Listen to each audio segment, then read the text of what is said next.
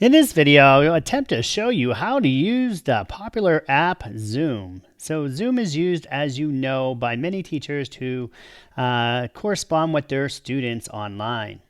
So if you just wanted to help one individual student or maybe a few students on the spot, you could easily just go into Zoom, launch it, press new meeting, join with computer audio, and down here where it says participants, you could press invite. Now, providing you have their email addresses in your system, you could just go ahead and type them right here and go ahead, or you could go down here to where it says copy the URL or copy the invitation, either way, and then invite them by emailing them directly. So that is a simple way to do it, of course, if you're just going to set up a Zoom meeting on the spot. Now, most people, when they're starting a Zoom meeting, would have it scheduled in advance. So down here where it says schedule, you would go and use some of these things like, what do you want to call this? So let's say I just wanted to call it science.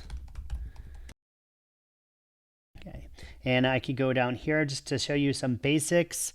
So obviously this is the time, and if you've ever scheduled anything to a Google Calendar, you can pretty much figure that out. If it's a recurring meeting, that means this link will be there, and we're going to go down to our Google Calendar to change that. So if you want this discussion like maybe to take place at the same time every day, that's something that would be called a recurring meeting. Okay.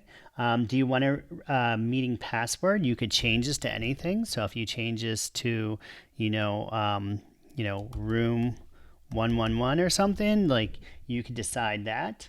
Where it says video, you would turn it on for your host and participants. Obviously, if you do not want video, or if your school has a policy where they're not allowed to have video, you'd want those checked on off. I would join with telephone and computer audio.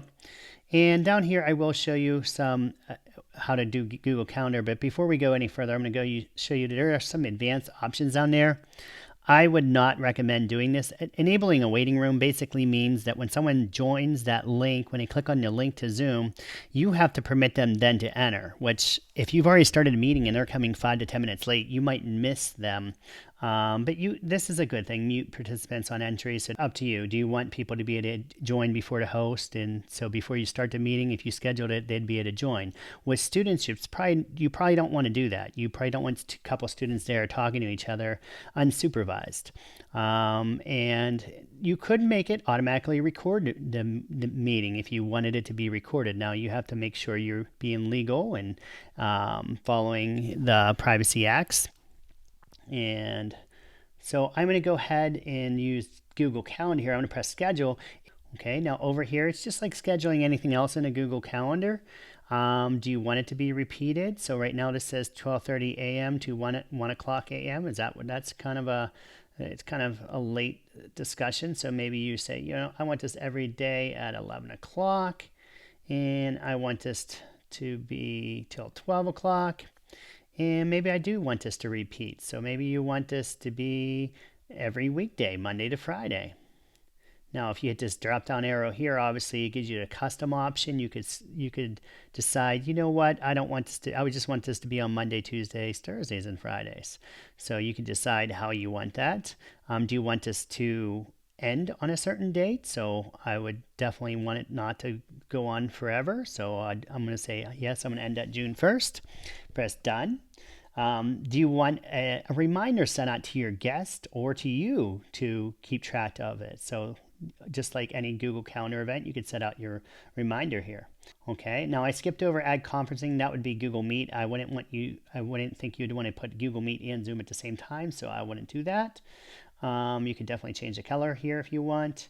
This is the link code, so if you wanted to email this link to everyone, you can do that. You notice it does have that password saved here. So what's kind of nice about this, if I copy this by pressing Command C or Control C, I have that password already saved on that link. So they won't have to enter any password if they have this link.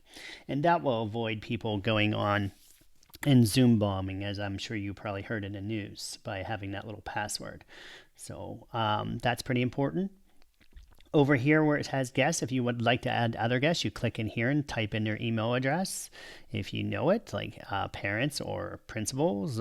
Over here where it says more actions, you could copy this. And what this would do is it's not actually going to like put the meeting on it. It's going to put it on the calendar of these classes. So each Google Classroom has its own calendar. So if you do that, it would copy it right to that Google Calendar when they open up your class events, and they can see your science discussion taking place at that time. So I'm going to go ahead and press save scheduled now. If I go to science discussion right here, it's at 11. And remember, I skipped Wednesday, so it's on 11 on Thursday and Friday, the same time. An easy way to go in here would be go to your Google Calendar and just click this link to get into there. Okay, if you wanted to copy this to your Google Classroom, I could easily copy this. So if I said, hey, you know what? I'm going to go to my science class and I want this to be my office hour every single day. I could, I do have a video to show you how to set up an office hour. So if you want to watch that video, I'm not going to waste time doing that now, but I am going to go ahead and just, so if you went into this pretend office hour here, this is a link to the Google Meet, but basically you would do the same thing. You would just, so I'm going to replace that Zoom with the link there. I'm going to press save. Notice it's going out to all the students. So when the students wanted to join you, they just had to go into your pretend office hour here and click on that Zoom link. That's what's kind of nice about it being up at the office hour. So click, there it is. I click right here, it's going to join a link. And that's the same way you could go in too. You could either go in through your Google Classroom or go in through your calendar. You're just going to click on it.